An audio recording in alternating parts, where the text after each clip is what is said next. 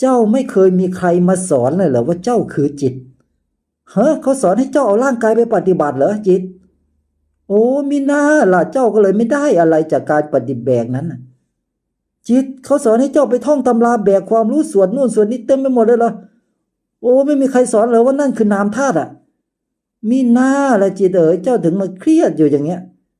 โอ้เจ้าเงินซื้อบุญซื้อมรรคผลนิพพานหมดเงินไปเท่าไหร่นะโอ้โห200,000แล้วเหรอจนอายุป่านนี้แล้วนะ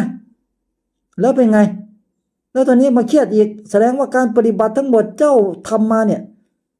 มันไม่ช่วยให้เจ้าพ้นทุกข์ได้เลยใช่ไหมแล้วเจ้าก็ยังจมอยู่ด้านอีกทำไมเจ้าไม่มาฟังธรรมะเนี่ยเพจพ้นทุกข์ได้พอรู้เนี่ยไม่เสียตังค์สักบาทเนี่ยฮะที่นี่สอนแต่เรื่องจิตจิตเอ๋ยเจ้ามาฟังเรื่องจิตได้แล้วเจ้าทั้งหลายคือจิตนะพวกเจ้าไม่เคยเป็นคนพวกเจ้าไม่เคยเป็นสัตว์พวกเจ้าไม่เคยเป็นกายละเอียดด้วยพวกเจ้าคือจิตคือธาตุว่างเปล่าใสบริสุทธิ์ส่วนนามธาตุรูปธาตุเป็นเพียงของสักแต่ว่าเป็นเพียงเครื่องมือที่มีไว้ใช้แล้วก็ทิ้งร่างกายนี้เราจะใช้มันเพื่อทิ้งเพราะเราจะไม่กลับมาอาศัยมันอีกเสียงนี้เราจะอาศัยมันเพื่อทิ้งเพราะเราจะไม่กลับมาอาศัยมันอีก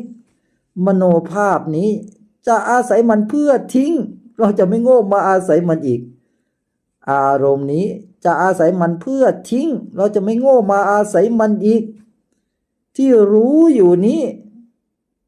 จะอาศัยมันเพื่อทิ้งเราจะไม่โง่มาอาศัยมันอีกนี่คือชาติสุดท้ายแห่งเรา